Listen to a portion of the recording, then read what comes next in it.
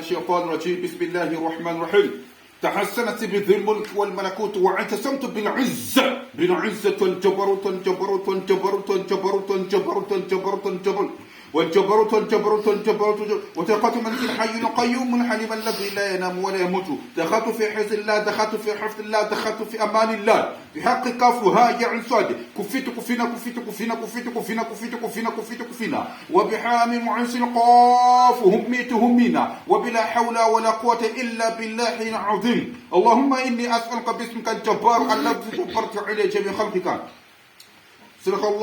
صدق الله العلي العظيم. السلام عليكم ورحمة الله تعالى وبركاته. وتسلم إيمانا أباني نامي هما mbangushimana yo tramukije mahoro twamutima hariho beshi batashoboye gushika kuno mali saha hariho beshi hariho beshi bo barafise ikibazo beshi bagiye kuryama hama ntibwaca abaritaba imana abana bagiye mu bitaro bararembye bari nk'ubombone ariko je nawe tubazima no bagizunuke kukaza mu y'abamisi yose kugira amasanganya ariko je nawe kweri turi bazima dushira imana dufike alhamdulillah. Hama kuri umunsi uri hejuru turaba ikintu cyitwa jini w'inzoka aba mu kiyaga. Abantu benshi usanga tumenye tuzi yuko mu kiyaga ko turobaye ifi intuze isamaki hariyo ingona hariyo intuze n'imvu n'ibindi mu bitawari tumikindi ibintu bikacanganya. Hama rero ni kuvuga yuko kuna musi hejuru turabe turabe jini w'inzoka.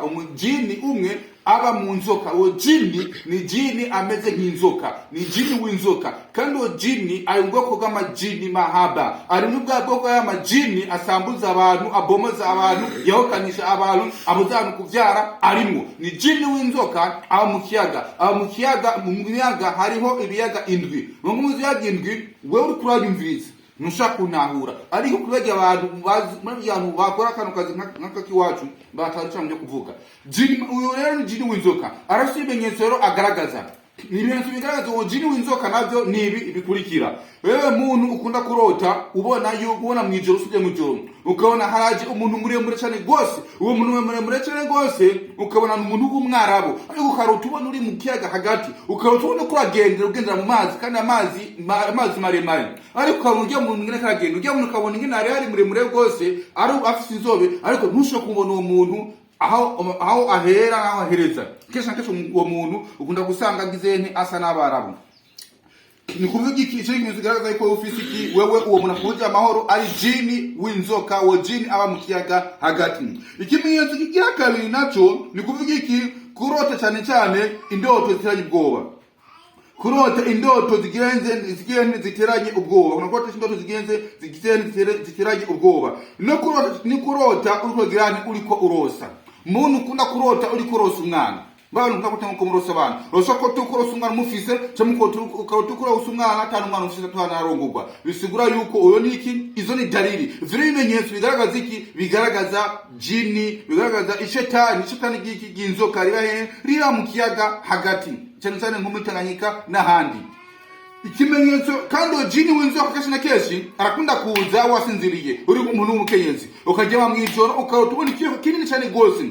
Umara ko tubona ikiyo kinini cyane gose ukakitubona uri hano nko mu kiyaga cyangwa ahantu nyene atari muhira. Kenshi nakunda kubota uri muhira ukarota ubona ikiyo kinini wakibona ukacukoma induru ukatubona rya jini ry'inzoka rya shitani ry'inzoka aca yihindura ishusho y'umugabo wawe.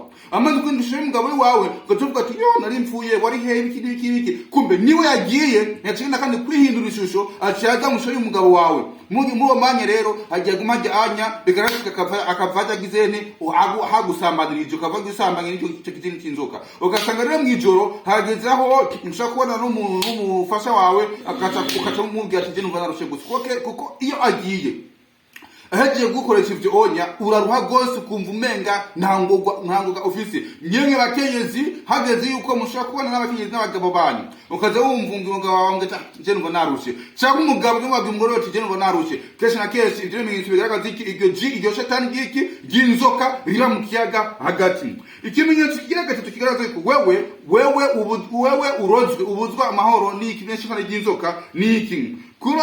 Kurota cyane mwijoro ubona umwijima. Kurota umwijima hajya ujya mu joro ukarota umwijima cyangwa nk'isinziriye wafunze amaso mu kurota ukarota inzozi z'umwijima ukarota ubona ngano ahantu uri hari umwijima ntihabona cyangwa ukarota ubona uri ahantu hari bizu bitiranye ubwoba by'umwijima. Iki ni ikimenyetso yuko wewe ukubuje mariki aro jini umukego jini w'inzoka ari mu bwoko bwa jini mahaba. Abantu bafite jini niraguye kugira ngo ushobore kubaka ngo zigume, biraguye kugira ngo ushobore kuvyara nk'abandi ushire mu mugongo. Ikimenyetso cyangwa ukarota ubona yavuye mu ishyamba rinini cyane rikaze rwose nko mu Burundi kuvuga ishyamba rya Kibira ahantu mu Kibira mu Kibira mu Rukoko ukabona hari umwijima ukaze rwose. Uwo ninde ni wa ingia jini kinzoka riba riba mu kiyaga. Ikimenyetso kigira kandi ni kuvuga iki, ni kuvuga yuko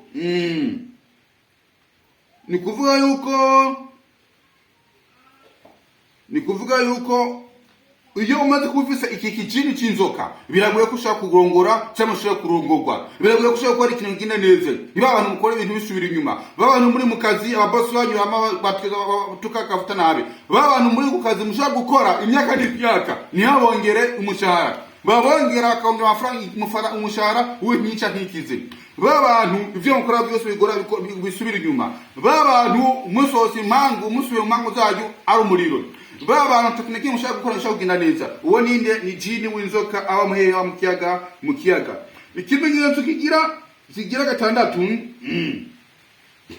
akuna kigira gatandatu akunda kuotesha mujoro cyane mujoro ry'ijoro ukarota inzu nziza z'inzahabu zimeze neza, akwereka yuko umenga akwereka abutwaye mu bwabe bwiwe, akwereka ari umutunzi, akwereka kameze neza, afise ibintu bimeze neza, naho ukatuka kawaryohe rwose abana ndarasubitu nziza. Kumbe unakwenda ncituma ayo kesho na kesho murose mumenge itarike muroteko, hari itarike iroteko usaga indoto rose nzurose isigurwa ikinyume. Nitare kurotera ko gasanga iyo nzozi indoto isigura ikintu ciza, nitare kurotera ko gasanga indoto isigura ikintu kibi. Mwongera kandi murabe ni samu roteko nukwika bingingo. Ikimenyetso c'indwi